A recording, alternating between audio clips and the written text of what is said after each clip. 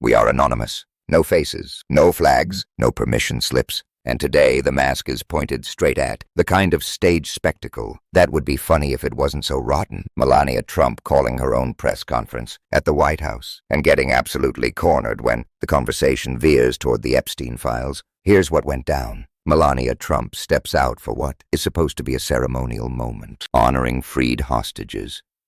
Keith Siegel and Aviva Siegel. Keith, an Israeli-American, was abducted during the October 7, 2023 Hamas attack and held for 484 days. Aviva was also taken and later released. Their story is real brutal and deserves dignity. But then Melania does something that lands like a slap. She starts weaving their trauma into a plug for her film. She talks about how after Aviva was freed, Aviva called her, wanted to see her, and they set up a meeting in New York in January 2025. An emotional meeting, she says, one that was captured on camera and is available to see in my new film, Melania. That's the move, that's the angle. Hostages as marketing props, and you could feel the room tighten. Because people are asking the obvious question, why is the First Lady using an official setting, security staff, the whole taxpayer-funded machine, to launder a commercial brand project? This isn't a casual Instagram story. This is the White House. And CNN reporter Betsy Klein voices what everyone else is thinking. Why is it appropriate to use an official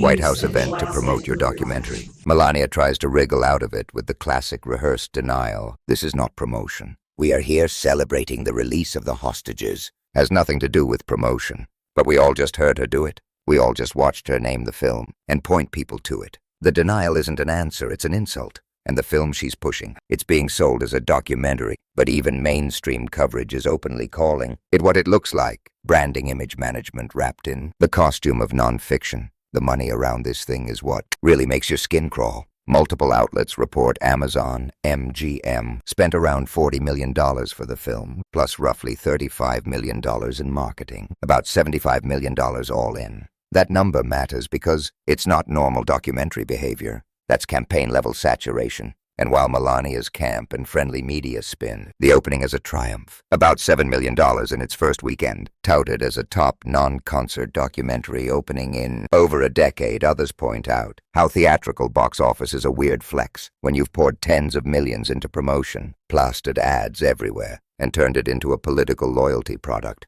Now here's where the hypocrisy turns radioactive. Because while this film machine hums, Jeff Bezos, whose empire includes Amazon and ownership of the Washington Post, is presiding over brutal cuts at that paper. And it's not rumor. The Post has laid off about 1/3 of its staff, cutting major coverage areas, including foreign bureaus. So the same universe that can throw roughly $75 million at a vanity documentary is also shrinking real journalism that holds powerful people accountable. That's the ecosystem. Propaganda budgets up, watchdog budgets down. And it gets uglier, because the director attached to Melania is Brett Ratner, a name that drags a long, messy history of scandal behind it. And right as the film rolls out, Ratner is confronted publicly over a photo with Jeffrey Epstein.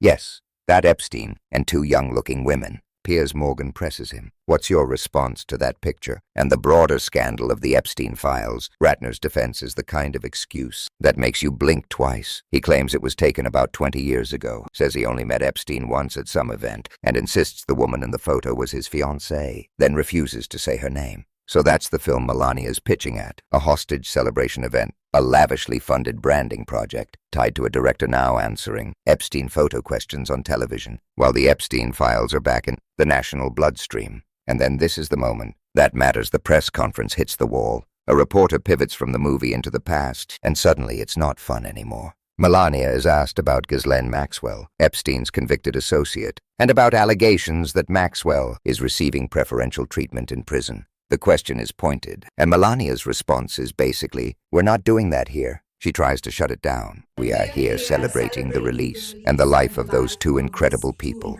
So let's honor that. That's the shuts down presser moment, the instant her PR event collides with the reality that you can't peddle your personal myth on public ground and then demand immunity when reporters bring up the darkest associations orbiting your brand. And before anybody tries to pretend this Maxwell/Epstein line is coming out of nowhere, remember, what's circulating right now? Newly released Epstein-related documents, and reporting about them include emails attributed to Melania from October 2002 to Ghislaine Maxwell. The one making the rounds begins, "Dear G, how are you?" and references a New York Magazine story about Jeffrey Epstein.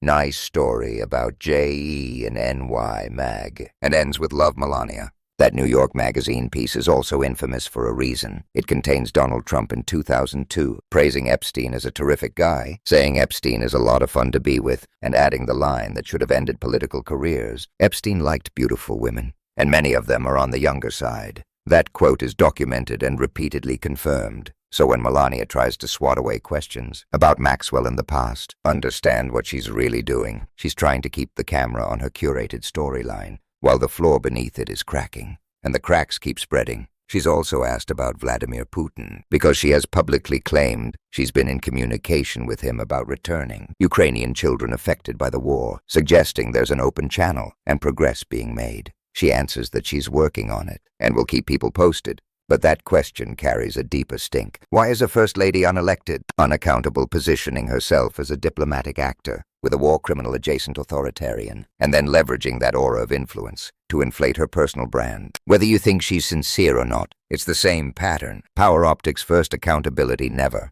And hovering over all of it is Donald Trump, the man who treats the presidency like a vending machine for ego. You can draw a straight line from Trump's long history of cozying up to the wealthy and connected, to his history with Epstein, to the administration's constant instinct to attack journalists, discredit scrutiny, and turn every institution into a loyalty test. This is what Trumpism does. It takes human suffering hostages, victims, children displaced by war, and repackages it as content. It's the same emotional vampirism, whether it's a rally, a documentary, or a White House event, dressed up like a set. Now let's talk about the propaganda echo, because it matters. Trump media figures are out there claiming the film was electric, that theaters were packed, standing room only, people cheering and interacting, like it was a concert. Meanwhile, other reporting describes a heavy marketing blitz and sharp polarization, and the broader cultural reaction looks less like organic enthusiasm and more like an engineered narrative. And yes, people on the ground have been filming their own investigations, walking into theaters, showing empty seats, joking about row F8F for fraud, chanting EPSTEIN. What's that spell? Epstein files.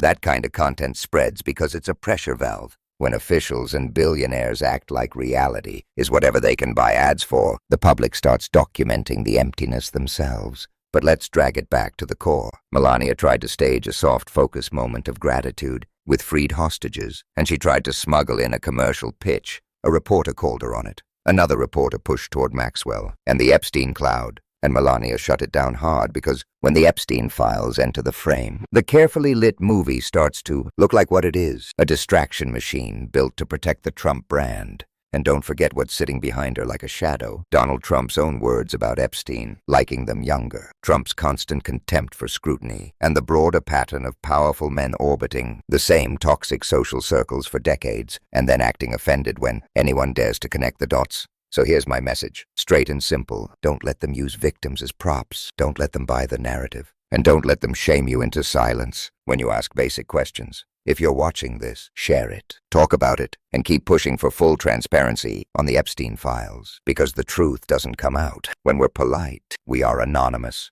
We do not forgive. We do not forget. Expect us.